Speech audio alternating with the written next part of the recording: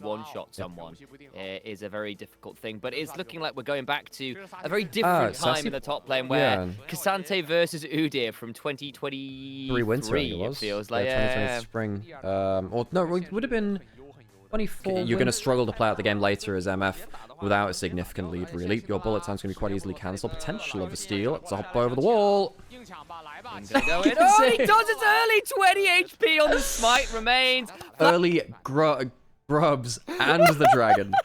Oh my god. Hang on. Cyclone? Oh, Cyclone, that's pretty good damage. Oh man, well, there's a Trinity Force on Wukong. And Heru has definitely discovered that firsthand. Don't have the ult quite yet for Hung, and half the HP down on your Wukong. Not necessarily the best place to be, actually, around this Herald. I think this could be a bit of a bold contest here, LGD, but they're coming into the river nonetheless. Watch the Cassante here, who could definitely cause a lot of problems on that flank. Herald secured. Anyway, you just end up getting so much extra value from that transformation once it gets there. And that mid lane tier 1 does go down. And that's clear the wave. I don't know whether you actually, to be fair, that was entirely too hyped for too much of an issue. Back for the Spirit Cow top side. Out comes the Weaver's Wall as well, looking to punish. Cyclone stacking. Decent damage all out.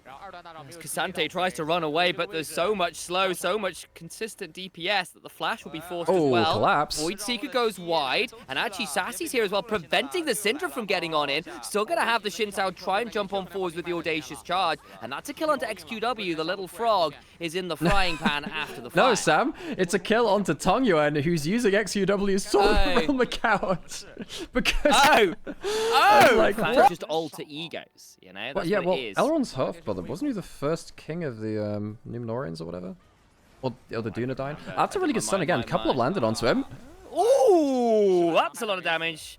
Out comes the redemption, and YCX will survive the option as the Weaver's Wall will force the flash as the bullet time kept them in a dangerous position. Tower goes down. Feather trying to find the Pop Blossom escape angle. It's not bad, but I don't know whether it'll be enough. Junhao finally falls. It's a decent amount of CC coming on through as the mantles begin to come on down. Wingborn Storm, Scout of the Week, flash on board for the shove.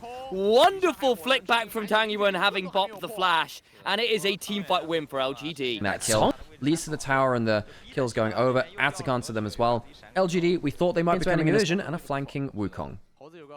Watch out for those wrist rockets, by which I mean bullet times, and of course, the Wukong is dangerous!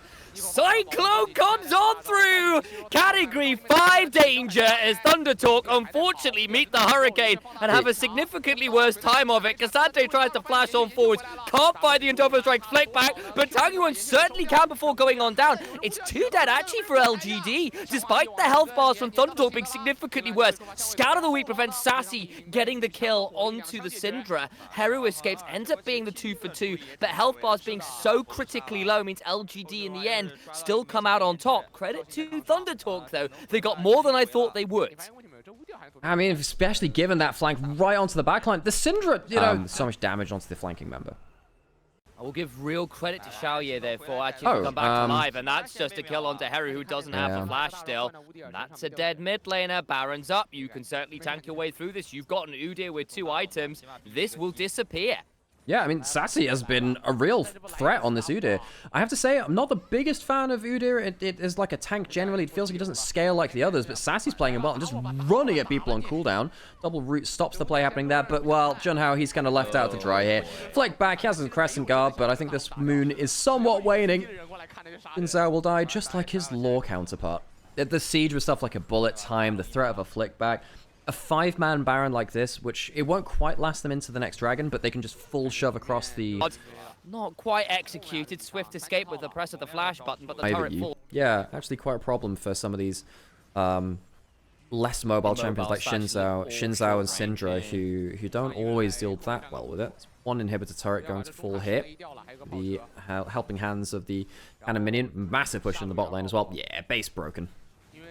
It's looking pretty difficult to stop. I think at this point, ThunderTalk, you've got any last gasp, last Hail Marys, now is the time. Pull out the rosaries and pray for something, because it's looking like this game is all but over. Ingo LGD onto the inhibitor. Will likely go down. Brief Zonya's moment as the arm guard is procced by Tang Yuan, preventing the attempted kill combo from Heru. Still has the ult, I'll note, from Heru, so can potentially unleash the power.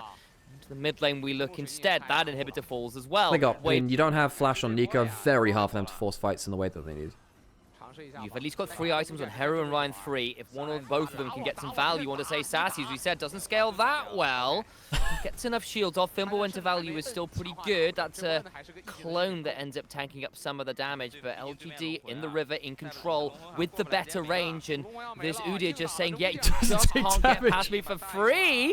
And they pick up the Dragon Soul. Decent damage back, but unfortunately, Feather is blown away. Oh. They pick up another. They pick up 2 more on top of that. It's 4 down, and Syndra is running. But unfortunately, the Dark Sovereign is deposed. A triple kill from the Bounty Hunter from Bilgewater, who turns out a rival Sovereign, has got a little bit more in her armada and will help the team walk into the base and secure the 2-0. LGD do it in style. Yeah, Ryan 5 will not be seen in this series. LGD will clean things up 2-0, and TT will have to look back for a win sometime later into the group. LGD, I think, clearly the best team in their group so far.